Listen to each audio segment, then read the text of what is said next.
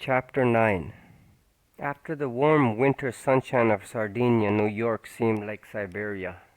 Streets were filled with snow and slush, and the wind blowing off the East River was frigid, but Elizabeth did not mind.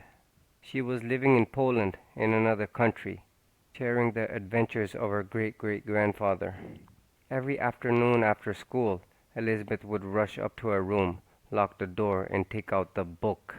She had thought of discussing it with her father, but she was afraid to, for fear he would take it away from her. In a wonderful, unexpected way, it was old Samuel who gave Elizabeth encouragement. It seemed to Elizabeth that they were so much alike. Samuel was a loner. He had no one to talk to. Like me, thought Elizabeth. And because they were almost the same age, even though a century apart, she could identify with him. Samuel wanted to be a doctor. Only 3 physicians were allowed to take care of the thousands of people crowded in the unsanitary, epidemic-ridden confines of the ghetto. And of the 3, the most prosperous was Dr. Zeno Wall.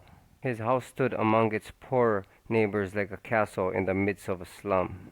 It was 3 stories high, and through its windows could be seen freshly washed and starched white lace curtains and glimpses of shining, polished furniture. Samuel could visualize the doctor inside, treating his patients, helping them, curing them, doing what Samuel longed to do. Surely, if someone like Dr. Wall took an interest in him, Samuel thought, he could help him become a doctor. But as far as Samuel was concerned, Dr. Wall was as inaccessible as any of the Gentiles living in the city of Krakow, outside the forbidden wall. From time to time Samuel would catch glimpses of the great Dr. Zeno Wall, walking along the street, engaged in earnest conversation with a colleague. One day, as Samuel was passing the Wall house, the front door opened and the doctor came out with his daughter. She was about Samuel's age, and she was the most beautiful creature Samuel had ever seen. The moment Samuel looked at her, he knew she was going to be his wife. He did not know how he was going to manage that miracle. He only knew that he had to. Every day after that, Samuel found an excuse to be near her house, hoping to get another glimpse of her. One afternoon, as Samuel was walking by the Wall house on an errand, he heard piano music coming from inside, and he knew that she was playing. He had to see her. Looking around to make sure no one was observing him, Samuel walked to the side of the house. The music was coming from upstairs, directly above his head. Samuel stepped back and studied the wall. There were enough handholds for him to climb it, and without a moment's hesitation he started up. The second floor was higher than he had realized, and before he reached the window he was 10 feet above the ground.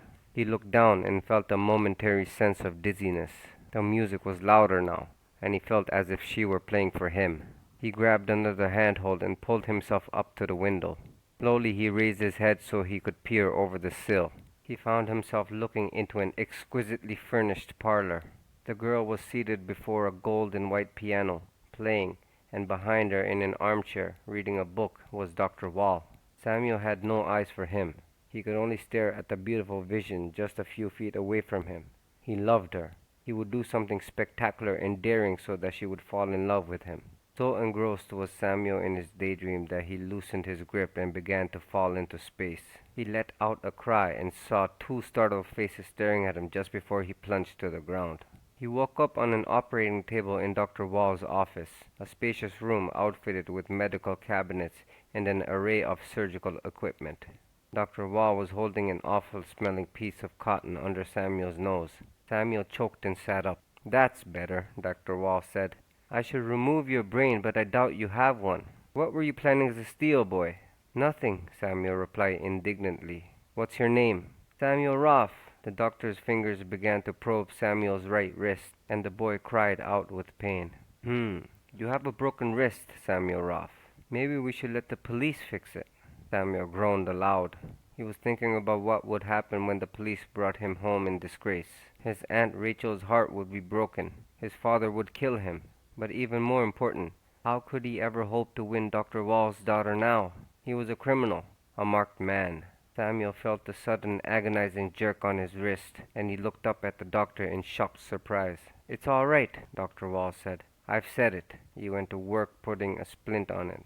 "Do you live around here, Samuel Ruff?" "No, sir." "Haven't I seen you hanging about?" "Yes, sir." "Why?" "Why? If Samuel told him the truth, Dr. Wall would laugh at him. "I want to become a doctor," Samuel blurted out, unable to contain himself.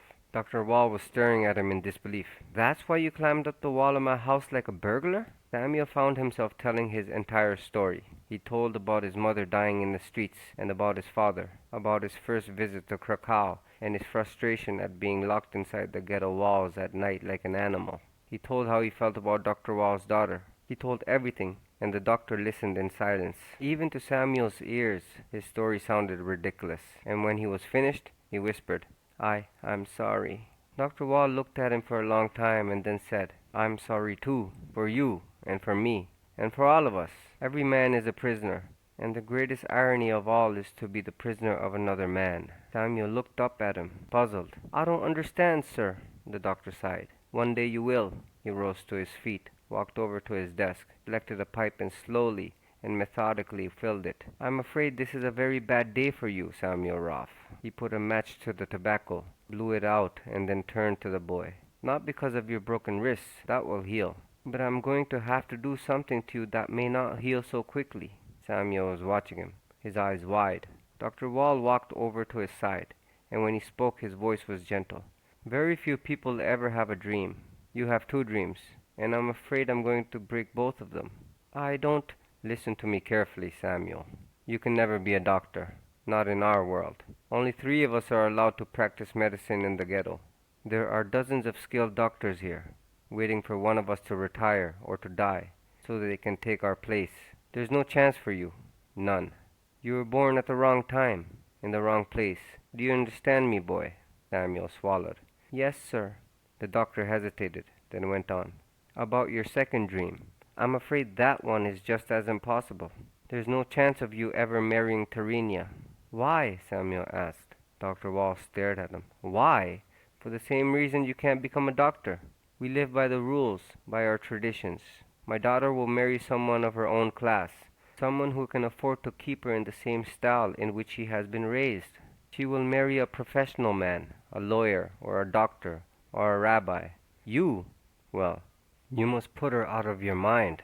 "But—" The doctor was ushering him towards the door. "Have someone look at that splint in a few days. See that the bandage is kept clean." "Yes, sir," Samuel said. "Thank you, Dr. Wall." Dr. Wall studied the blond, intelligent-looking boy before him. "Goodbye, Samuel Roth." Early the next afternoon, Samuel rang the front door bell of the Wall house. Dr. Wall watched him through the window. He knew that he should send him away. "Send him in," Dr. Wall said to the maid. After that, Samuel came to Dr. Wall's house 2 or 3 times a week. He ran errands for the doctor, and in exchange Dr. Wall let him watch as he treated patients or worked in his laboratory, concocting medicines. The boy observed and learned and remembered everything. He had a natural talent. Dr. Wall felt a growing sense of guilt, for he knew that in a way he was encouraging Samuel, encouraging him to be something he could never be. And yet he could not bring himself to turn the boy away. Whether it was by accident or design, Terenia was almost always around when Samuel was there. Occasionally he would get a glimpse of her walking past the laboratory or leaving the house, and once he bumped into her in the kitchen, and his heart began to pound so hard that he thought he would faint. She studied him for a long moment, a look of speculation in her eyes. Then she nodded coolly and was gone. At least she had noticed him. That was the first step. The rest was only a matter of time. There was not the slightest doubt in Samuel's mind. It was fated. Terenia had become a major part of Samuel's dream about the future. Where once he had dreamed for himself, he now dreamed for the 2 of them. Somehow he would get them both out of this terrible ghetto, this stinking, overcrowded prison, and he would become a great success. But now his success would not be for him alone, but for both of them, even though it was impossible. Elizabeth fell asleep, reading about old Samuel. In the morning, when she was awakened, she carefully hid the book and began to get dressed for school. She could not get Samuel off her mind. How did he marry Terenia? How did he get out of the ghetto? How did he become famous? Elizabeth was consumed by the book, and she resented the instructions that tore her away from it and forced her to return to the 20th century. One of the classes that Elizabeth had to attend was ballet, and she loathed it. She would stuff herself in her pink tutu and stare at her image in the mirror and try to tell herself that her figure was voluptuous. But the truth was there for her to see. She was fat. She would never be a ballet dancer.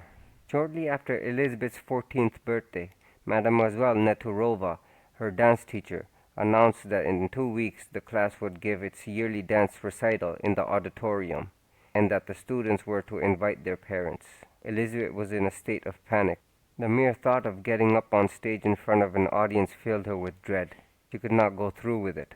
A child was running across the street in front of a car. Elizabeth saw her, raced out and snatched the child from the jaws of death. Unfortunately, ladies and gentlemen, Elizabeth Roth's toes were crushed by the wheels of an automobile, and she will not be able to dance at the recital this evening. A careless maid left a bar of soap at the top of the stairs. Elizabeth slipped and fell down the long flight, breaking her hip. Nothing to worry about, the doctor said. It will heal in 3 weeks. No such luck. On the day of the performance, Elizabeth was in perfect health and in a state of hysteria. Again, it was old Samuel who helped her. She remembered how frightened he had been, but he had gone back to face Dr. Wall. She would not do anything to disgrace Samuel. She would face up to her ordeal. Elizabeth had not even mentioned the recital to her father.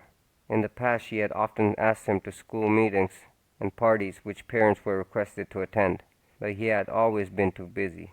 On this evening, as Elizabeth was getting ready to leave for the dance recital, her father returned home. He had been out of town for 10 days. He passed her bedroom, saw her, and said, "Good evening, Elizabeth. You've put on some weight." She flushed and tried to pull in her stomach. "Yes, father." She started to say something, then changed her mind. "How's school coming along?" "Fine, thank you." "Any problems?" "No, father." "Good." It was a dialogue they had had 100 times over the years, a meaningless litany that seemed to be their own form of communications.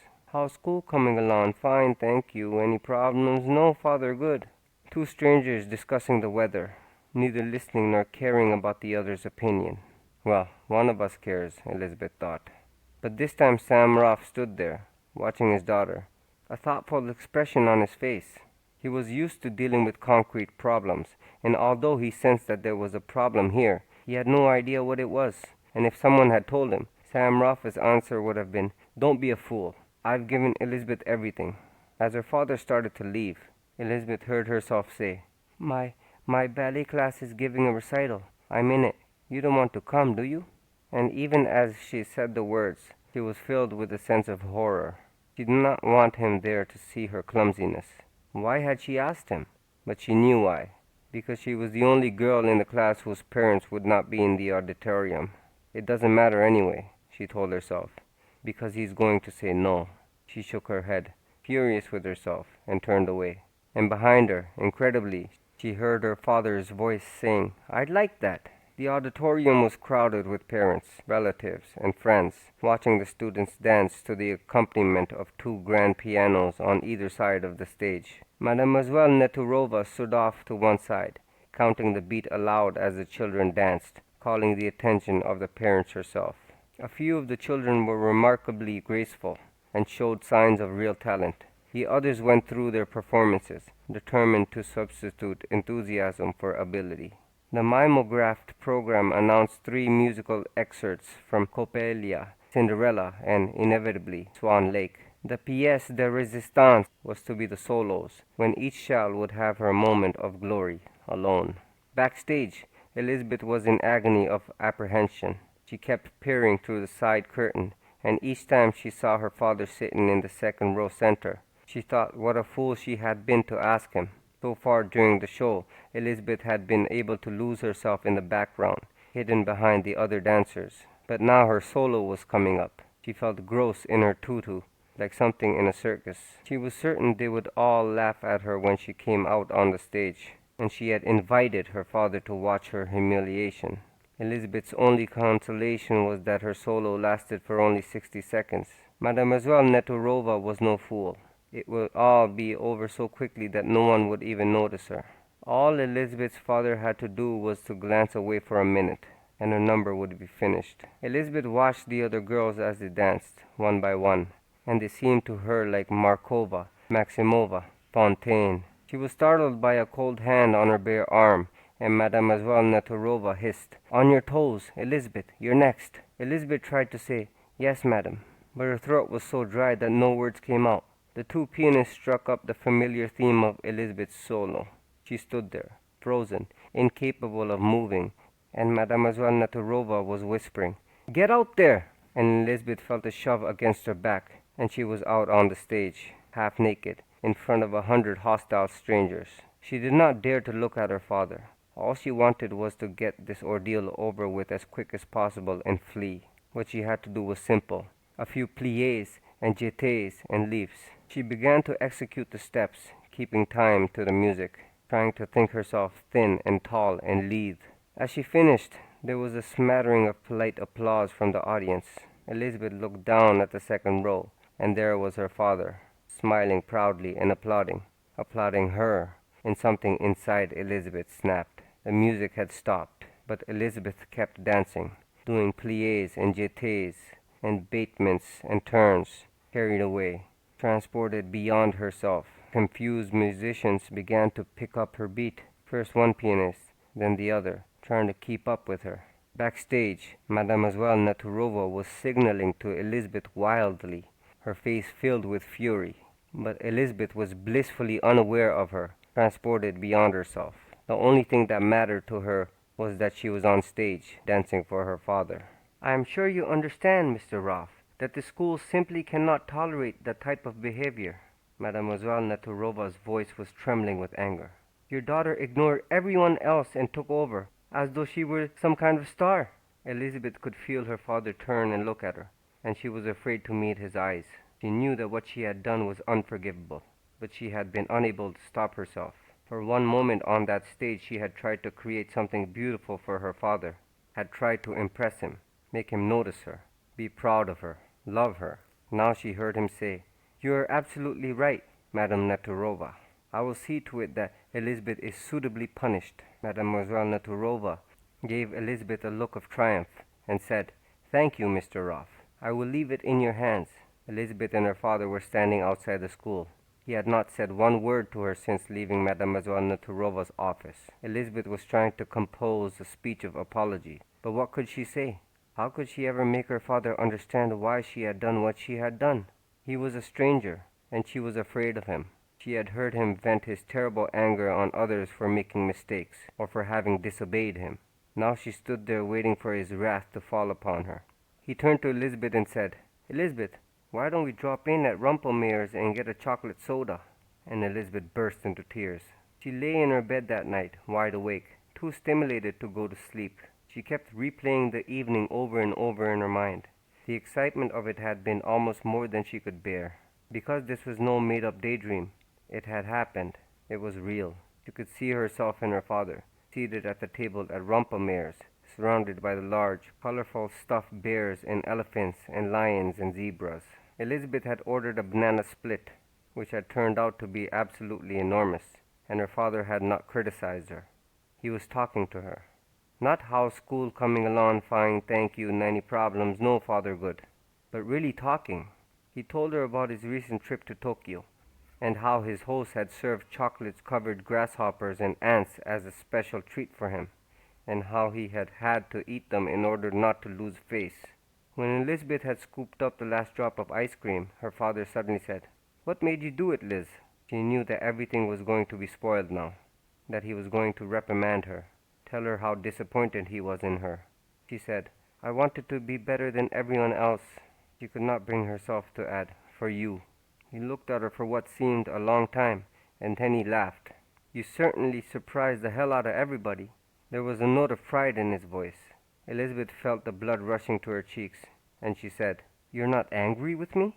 There was a look in his eyes that she had never seen before. "For wanting to be the best? That's what the Roths are all about." And he reached over and squeezed her hand. Elizabeth's last thoughts as she drifted off to sleep were, "My father likes me. He really likes me. From now on, we'll be together all the time. He'll take me on trips with him. We'll talk about things, and we'll become good friends." The following afternoon her father's secretary informed her that arrangements had been made to send Elizabeth away to a boarding school in Switzerland.